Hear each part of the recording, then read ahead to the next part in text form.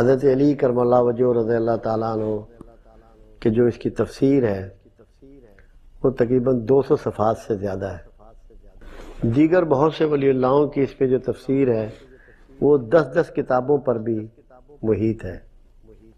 ایک بات صرف تھوڑی سی اس وقت سمجھ لیں، سورہ فاتحہ سے قرآن شروع ہوتا ہے جبکہ یہ اس کے مطابق اس کا نزول نہیں ہے۔ تو جہاں یہ انسانوں کے لیے آیت شفا ہے، لوگوں کے مسائل حل کرنے کے کام آتی ہے، یہ دعا ہے بیسیکلی، اور اللہ نے ساری ابتدا دعاؤں سے کی ہے، وہاں قرآن کو بھی اس کی حفاظت میں دیا گیا ہے، تب اس کو سب سے اولیت دی گئی۔ اور آپ کی نماز مکمل نہیں ہوتی جب تک کہ سورہ فاتحہ اس میں تلاوت نہ کی جائے، یعنی کہ باقی کوئی سورت پڑھیں یا نہ پڑھیں تب بھی نماز ہو جاتی ہے، کیونکہ اس میں 7 آیات ہوتی ہیں، تو ضروری ہے کہ 7 آیتیں آپ پڑھیں تو وہ 7 اس میں شامل ہوتی ہیں۔ جتنے لوگ بھی رہے ہیں جو حصار باندھتے ہیں کہ شیطانی قوتیں کسی چیز کو اچک کے نہ لے جائیں، وہ سورہ فاتحہ سے ہی باندھتے ہیں۔ ایک بار رسول اللہ صلی اللہ علیہ وسلم شام کے وقت باہر نکلے تو سعد بن ابی وقاص رضی اللہ تعالیٰ عنہ آپ کے ہمراہ تھے، چھڑی مبارک تھی آپ کے ہاتھ میں، تو دور سے چیلوں کے غول اترتے ہوئے نظر آئے۔ آپ نے ایسے دائرہ کھینچ دیا اور کہا کہ سعد تم اس دائرے کے اندر ہی کھڑے رہنا، ہرگز باہر نہ نکلنا۔ آپ چلے گئے، آنکھوں سے اوجھل ہو گئے، کافی دیر کے بعد لوٹے تو پھر سعد رضی اللہ تعالیٰ عنہ کو آپ نے باہر نکالا، تو آپ نے فرمایا یہ جنات تھے جو دین سیکھنے کے لیے میرے پاس آئے تھے، مجھے ڈر تھا کہ کوئی شرارتی جن تمہیں اچک نہ لے جائے، اس لیے میں نے تمہارے گرد حصار باندھ دیا تھا۔ حصار سورہ فاتحہ سے باندھا جاتا تھا۔ آج بھی جب آپ کو شیطانوں سے، جنات سے بچانے کے لیے محفوظ کرنا مقصود ہو تو آج بھی سورہ فاتحہ سے یہ حصار باندھا جاتا ہے، اور اللہ نے قرآن کو سورہ فاتحہ کے حصار میں رکھ چھوڑا ہے کہ اس میں کوئی ایڈیشن ڈیلیشن نہ کر سکے، اس کو تبدیل نہ کر سکے۔ آیت شفا بھی اس کو کہا جاتا ہے۔ اگر آپ اس کو پڑھتے رہیں اور اپنے اوپر دم کرتے رہیں، جو مسنون طریقہ ہے وہ تو یہ ہے کم از کم 40 سے 41 بار روز اس کو پڑھیں، کوئی پورے یقین اور بھروسے سے کرے تو بڑی سے بڑی بیماریاں اس کی دور ہوتی ہیں، اور اس کو پڑھ کے اللہ سے دعائیں کرتا رہے تو بڑے سے بڑے مسائل حل ہوتے ہیں۔ جب اللہ نے یہ کہا کہ قرآن شفا ہے مومنین کے لیے، تو جہاں پورا قرآن مقصود تھا وہاں سورہ فاتحہ بھی اس میں مقصود تھی، اور جتنے بھی بڑے صوفی گزرے ہیں، ولی اللہ گزرے ہیں، سب اپنے مریضوں کو، اپنے دکھی لوگوں کو سورہ فاتحہ پڑھنے کا حکم بھی دیتے رہے اور ان کی رہنمائی بھی کرتے رہے، اور اس کو پڑھ کے ان پر دم بھی کرتے رہے۔ اور ہمارے ناظرین و سامعین تک آپ کی جو ہے وہ پر اثر گفتگو پہنچے گی۔ بابا جی میں یہاں سے سٹارٹ کرنا چاہتا ہوں کہ آپ الحمدللہ لوگوں کا علاج کرتے ہیں، تو یہ جو طریقہ علاج ہے یہ نہ ایلوپیتھی کے اندر ہے، نہ ہومیوپیتھی کے اندر ہے، ایک ہولسٹک ڈاکٹرز ہیں امریکہ کے اندر جو ہے وہ مختلف جڑی بوٹیوں سے علاج کرتے ہیں، ان چیزوں کی طرف آ رہے ہیں، یہ طریقہ علاج آپ نے کہاں سے ڈال دیا؟ بہت شکریہ آپ کا، یہ بہت بنیادی سوال ہے ہمارے شعبہ سے، جو جس شعبہ کو ہم 30 سال سے لیے بیٹھے ہیں۔ یہ ہم نے کہیں سے نہیں لیا، اس کے 2 پہلو ہیں۔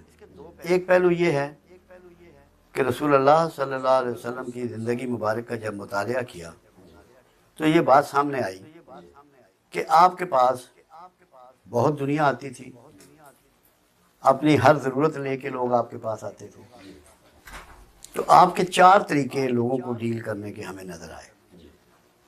آنے والے کے لیے دعا کرنا، اگر اس کو جسمانی عارضہ ہے تو اسے کوئی کھانے پینے کی چیز ایڈوائز کرنا، اور دم فرمانا۔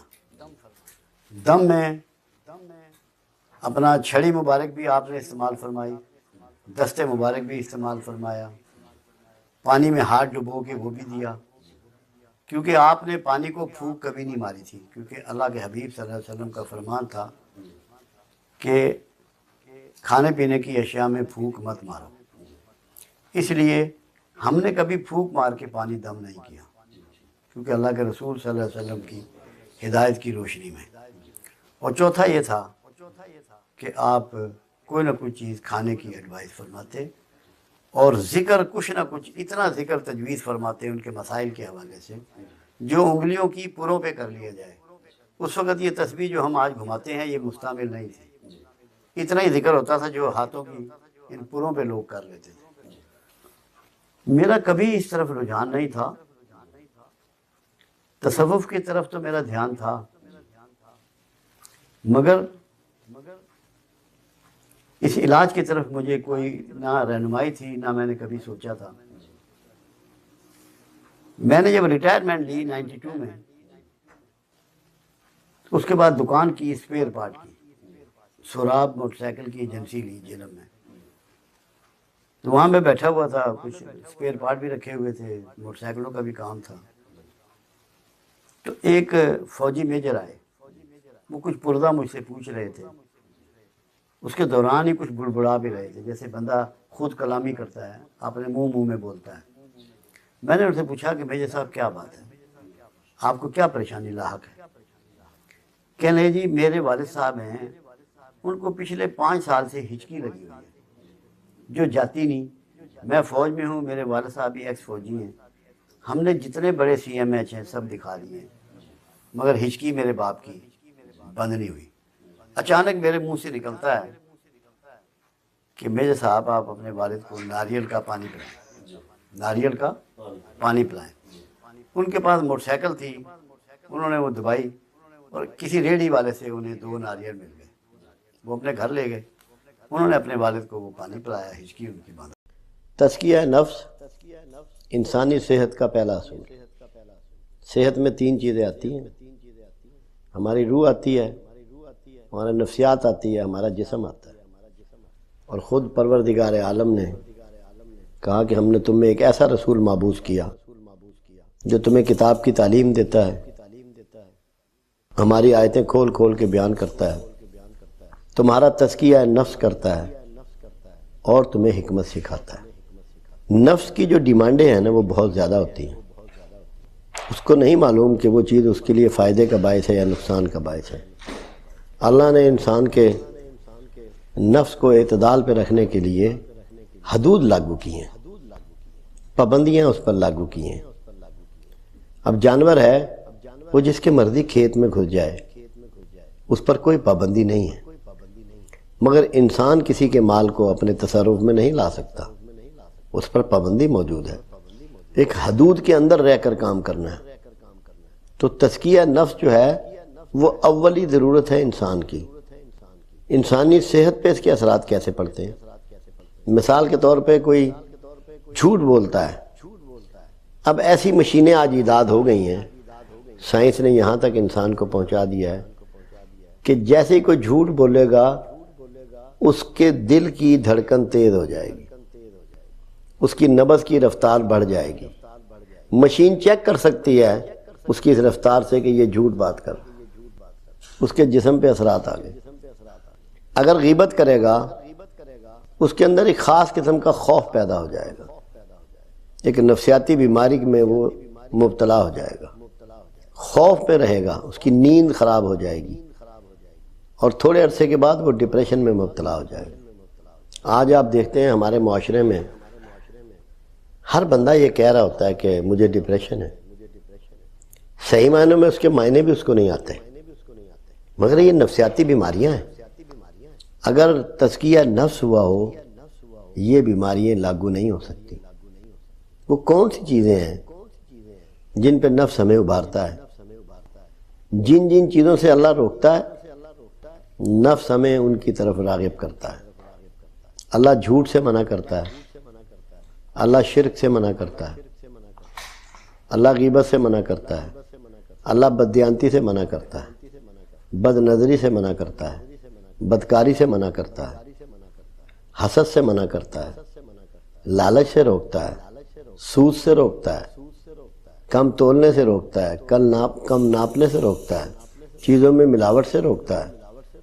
یہ حدود ہیں جو ساری اللہ آپ پہ لاگو کرتا ہے کہ یہ کام تم نے نہیں کرنے، اور نفس آپ کو ان کی طرف ابھارتا ہے۔ اس میں پیسوں کا لالچ ہوتا ہے۔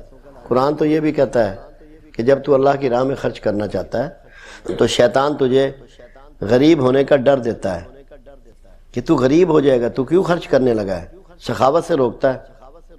تو جب ہم یہ کہتے ہیں تزکیہ نفس، کہ نفس کو پاکیزہ کرنا ہے ان چیزوں سے، تو اس کے لیے رسول اللہ صلی اللہ علیہ وسلم کی زندگی ہمارے لیے بطور نمونہ رکھی گئی، کہ جو کسی انسان کے جذبے ہو سکتے ہیں، جو ضرورتیں ہو سکتی ہیں، وہ سب کی یکساں ہوتی ہیں، مگر اپنے جذبوں اور اپنی ضرورتوں کو جبلتوں کے تحت جانوروں کی طرح پورا نہیں کرنا ہوتا، ایک خاص حدود کے اندر رہنا ہوتا ہے۔ رمضان جو ہے وہ تزکیہ نفس کے لیے سب سے زیادہ بہترین ماحول میسر کرتا ہے، کیونکہ دنیا میں آپ دیکھتے ہوں گے جتنے جانور سدھائے جاتے ہیں، لوگ شیروں کو بھی نچاتے ہیں، ہاتھیوں سے بھی کام لیتے ہیں، چیتوں سے بھی کام لیتے ہیں، ریچھ کی ناک میں نکیل ڈال کے بھی پھر رہے ہوتے ہیں۔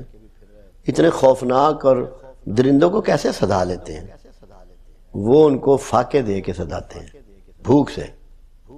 اسی لیے اللہ نے آپ پہ روزے فرض کر دیے کہ جب تو بھوکا ہوگا تو تیری فرما برداری بڑھ جائے گی، اور یقیناً رمضان میں اللہ کی فرما برداری بڑھ جاتی ہے۔ آپ زیادہ بہتر طریقے پہ پاکیزہ ماحول آپ کے ہاں پہلے سے بہتر ہو جاتے ہیں، کہ مسجدیں بھر جاتی ہیں، گھروں میں قرآن حکیم کی تلاوت شروع ہو جاتی ہے، گھروں میں صلاۃ و تسبیح کی نماز شروع ہو جاتی ہے۔ یہ تزکیے کے انداز ہیں۔ اگر نفسیاتی بیماریوں سے بچنا ہے اور جسمانی عوارض سے بچنا ہے اور روحانی بیماریوں سے بچنا ہے تو اس کے لیے سب سے بڑا راستہ تزکیہ نفس کا ہی ہے۔ اور اس کے لیے کیا ہوگا؟